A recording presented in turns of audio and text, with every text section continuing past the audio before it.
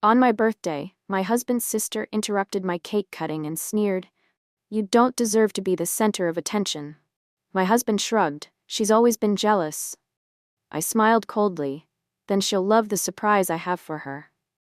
Her face drained of color as she realized her darkest secret was about to destroy her life. The knife hovered over my birthday cake as camera flashes lit up the room. 35 candles had just been extinguished, and our dining room buzzed with the warm chatter of friends and family. This moment, my moment, felt perfect until Vanessa's voice cut through the celebration. "You don't deserve to be the center of attention," she sneered, loud enough for everyone to hear. The room fell silent. My hand froze mid-air, the silver cake knife reflecting the horrified expressions of our guests. I glanced at my husband Daniel, hoping, just this once, he might defend me. Instead, he shrugged with that familiar, defeated smile. "She's always been jealous," he whispered, as if that explained everything. 5 years of these moments flashed through my mind. 5 years of swallowing my pride, of making excuses for his sister's behavior. But not today. Not anymore. I smiled sweetly, meeting Vanessa's eyes. "Then she'll love the surprise I have for her big moment." Something in my tone registered because Vanessa's smug expression faltered. Her face drained of color as she searched my eyes, trying to decipher my meaning. She knew. Somehow she knew that I'd discovered everything. Looking back, the signs had been there from the beginning. On our wedding day, Vanessa had accidentally spilled red wine on my dress an hour before the ceremony. "These things happen," she'd said with a tight smile while my bridesmaids scrambled to clean the stain. Daniel had laughed it off. "She's just nervous about her speech." Then came my graduate school graduation. After 3 years of night classes while working full-time, my family had flown in to celebrate. Just as my name was called, Vanessa gasped dramatically, clutching her stomach and announcing she was pregnant. All attention immediately shifted to her, my in-laws rushing to her side, Daniel beaming with excitement for his sister. The pregnancy mysteriously didn't work out a month later. "These things happen," Daniel had said again, urging me to be supportive during Vanessa's loss. But the incident that should have opened my eyes happened just 2 months ago. During a family barbecue celebrating Daniel's promotion, Vanessa arrived late, flashing an enormous diamond ring. "We're engaged," she'd announced, introducing a bewildered-looking man named Thomas, whom none of us had met before. My in-laws were ecstatic, immediately abandoning Daniel's celebration to discuss wedding venues. When Thomas disappeared to the bathroom, I'd overheard Vanessa on the phone. "He thinks it's just a paid date." "No, I told you, I just need him for the announcement." Each time I'd confronted Daniel about his sister's behavior, the response was identical. "That's just how she is." After finding those documents, everything clicked into place. The fake engagement. The constant undermining. The whispered conversations with her parents that stopped when I entered the room. Vanessa wasn't just attention-seeking. She was orchestrating something bigger.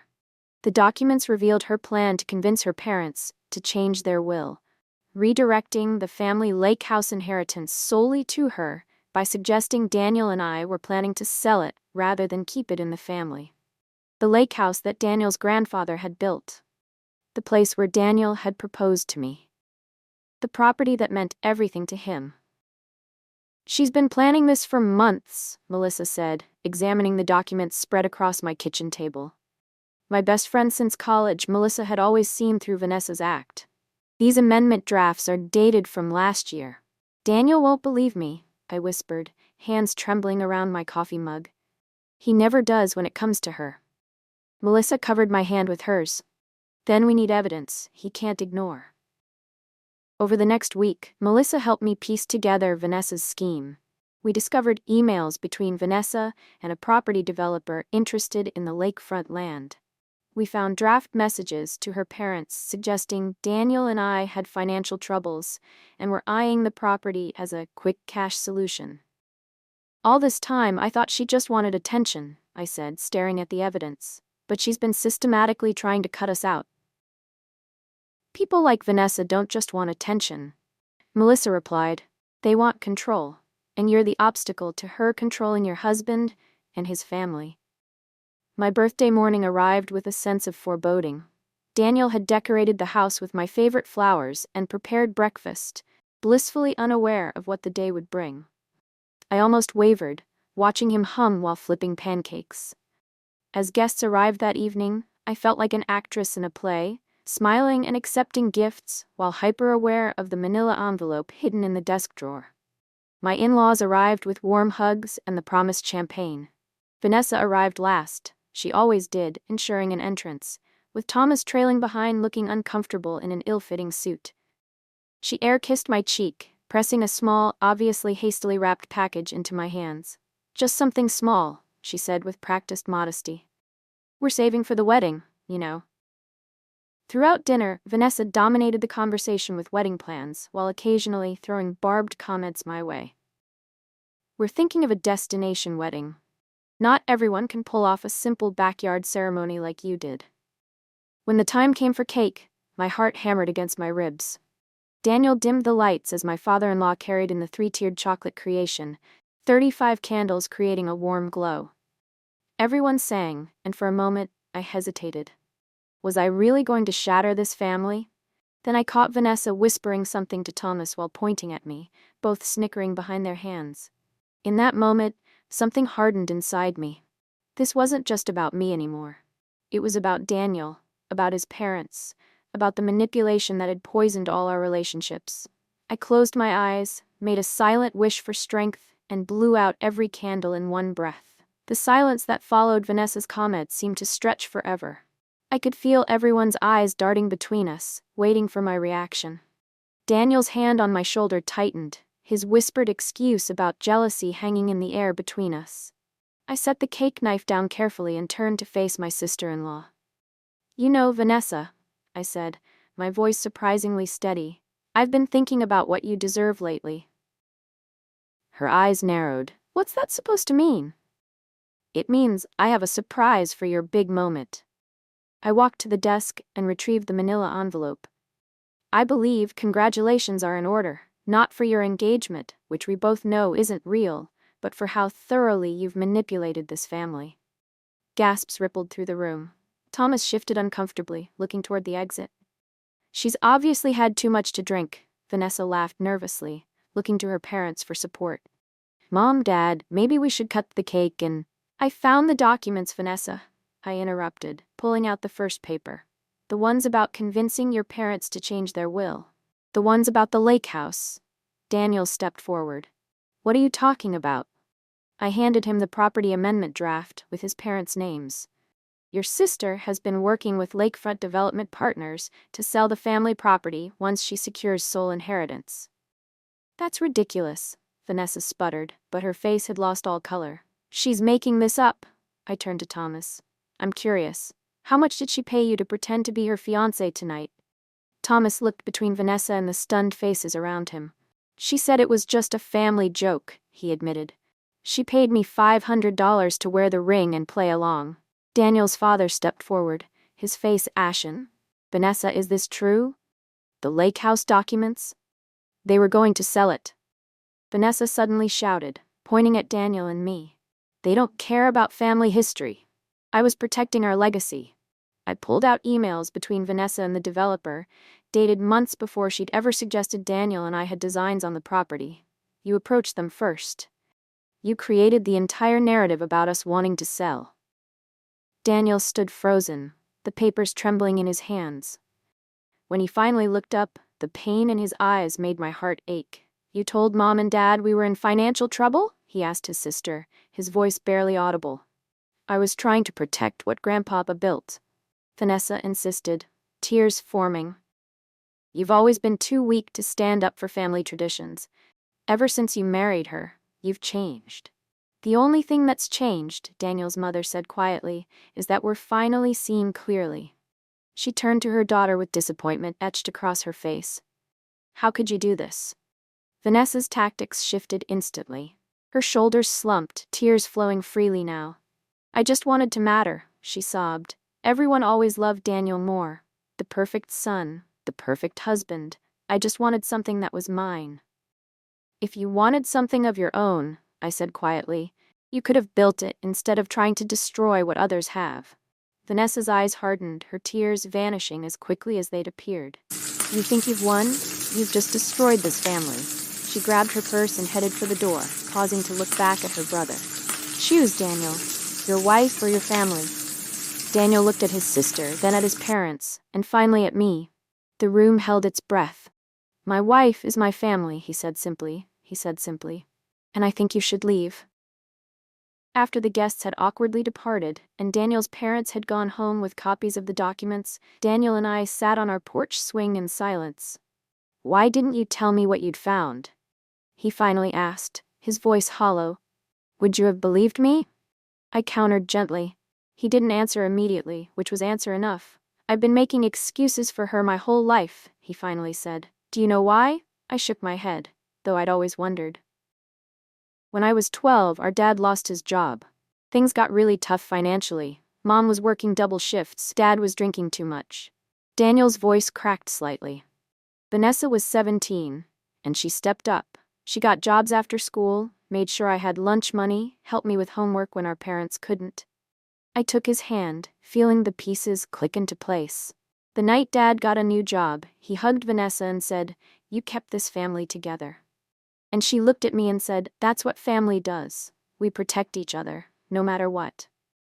Daniel wiped his eyes. I've been protecting her my whole life because of that moment, even when she didn't deserve it. You were a child, I said softly. You shouldn't have had to carry that responsibility. I keep seeing her face tonight, he continued, when she realized everyone knew the truth. She looked scared, like that 17-year-old girl again, afraid of losing everything. That doesn't excuse what she did. No, he agreed.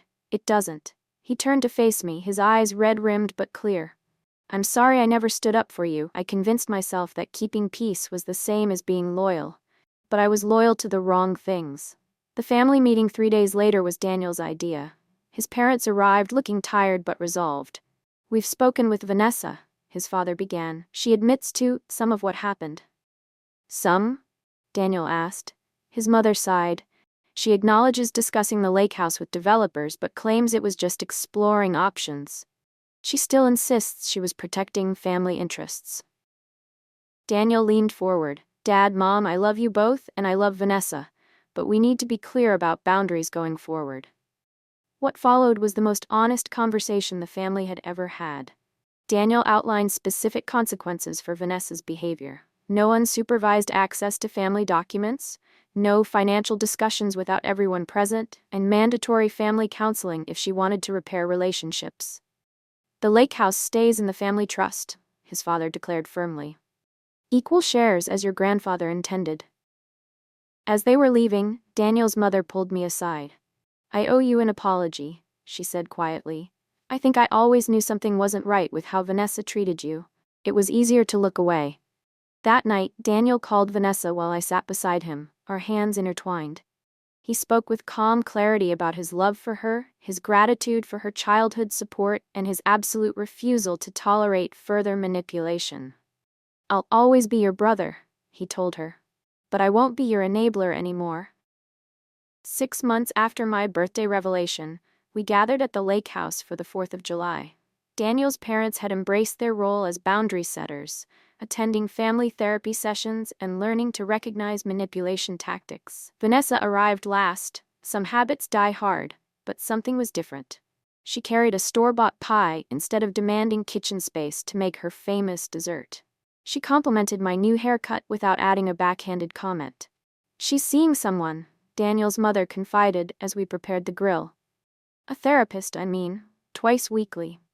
The real test came during dinner, when conversation turned to renovating the lake house dock. I was thinking, Vanessa said, her voice lacking its usual authoritative edge, maybe we could all contribute ideas? I found some sustainable options that might preserve the shoreline better.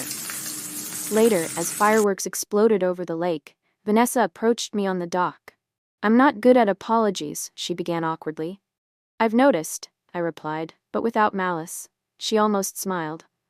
I'm learning that I can be important without making others feel small. She hesitated. It's harder than I thought it would be. Most worthwhile things are. We stood in silence watching the colors reflect on the water. Not friends, not yet, maybe not ever. but no longer enemies. Back at home, Daniel and I established new traditions: monthly dinners with friends who supported us, boundaries that protected our marriage, and honest conversations about family dynamics. "Do you regret it?" Daniel asked one evening as we looked through photos from his grandfather's time at the lake house. Confronting Vanessa that night, I considered the question carefully. "I regret that it had to happen that way, but I don't regret standing up for us." He nodded, understanding the distinction. Sometimes the most loving thing we can do is tell the truth, even when it hurts.